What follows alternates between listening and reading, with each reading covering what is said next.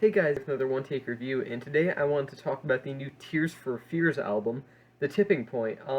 Yeah, Tears for Fears. I'm gonna be honest, there are many bands that I wouldn't be surprised made a comeback after having a very popular stint in the 80s, and Tears for Fears is not one of them. Maybe it's just because I live in the States and they're kind of considered at max three-hit wonders here, maybe, compared to England, where I guess they're pretty huge. But yeah, I mean, it's been many years since their last record, and I guess this was Tears for Fears' year because this record has no right to be as good as it actually is. As far as vocals go, Roland Orzabal has really just stayed consistently great since the band's heyday.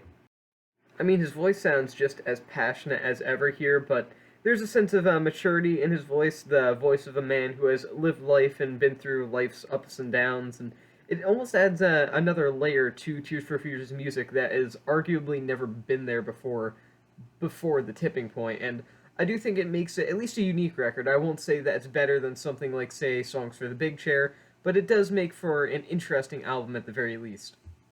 The lyricism here is trademark Tears for Fears. I mean, just a brutal emotional honesty and melancholy over often more upbeat instrumentals that sort of mislead you as to what songs are really talking about. But they really hold their own against the classics as well. It's not like it's sort of Tears for Fears repeating themselves in terms of lyrics. The lyrics here are fantastic. You've got songs like "Please Be Happy" and "No Small Thing" that are definite highlights off of the album that are really just fantastic tracks that are already great in the compositional department, in the performance department, but the songwriting here is fantastic, and I think that most bands that have been around as long as Tears for Fears that are still kicking could do anything a quarter of good as what is presented here.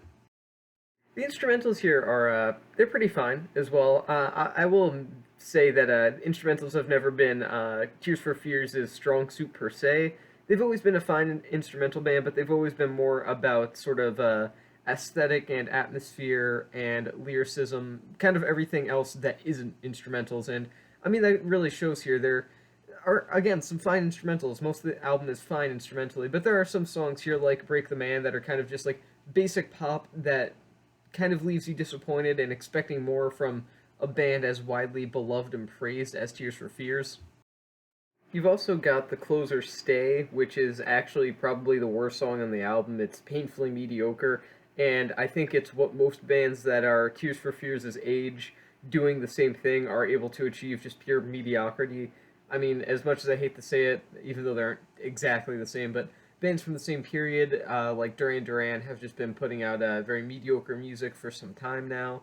But Tears for Fears are managing to sort of avoid that, but it does show through here on that track, "Stay," through the instrumentals, and also "Break the Man" as well, to some extent, a lesser extent, but still some extent.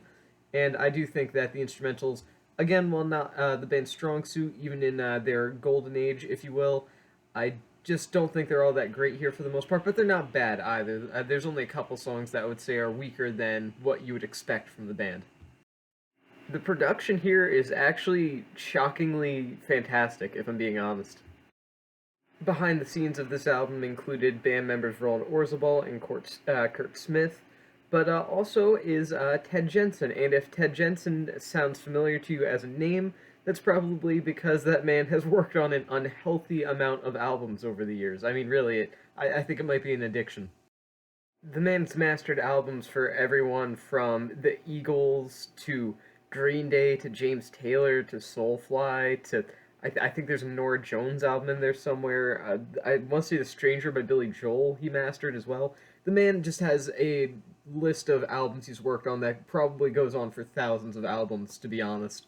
But yeah, no, the production here is really fantastic, and it sounds remarkably fresh. Again, it doesn't suffer from the sort of overproduction that most bands of a similar history do at this point in their career.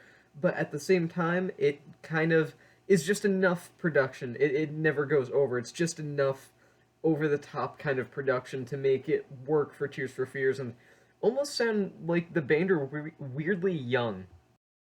I do genuinely think this album is passable as a maybe even new debut album for a band from 2022, and that's kind of insane considering this band started out in the early '80s, and I mean, it's been what, I think 18 years. I think it said when I read about it before. I think it said 18 years since the band's last album. So that's just it's kind of crazy that they can still sound as fresh and new as they do, and even some of the album's more overproduced moments, like say My Demons, they still suit the band's style overall. It's just more personal taste and personal opinion. And overall, I just think the production here is a lot stronger than most bands. Not only most bands that are as old as Tears for Fears are able to achieve, but just most bands in general that try to achieve the kind of sound and style that Tears for Fears achieve and have achieved consistently throughout their career.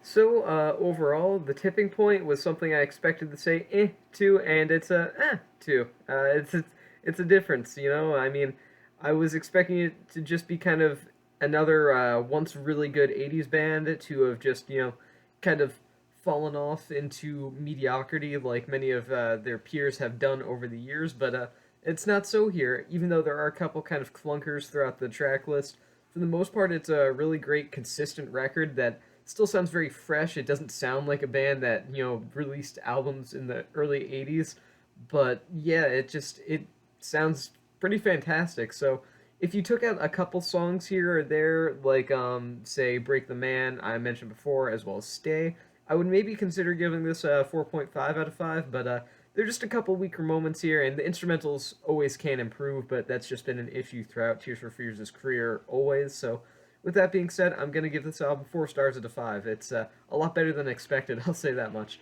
So with that being said, that is the end of this review, and I will see you guys in the next one.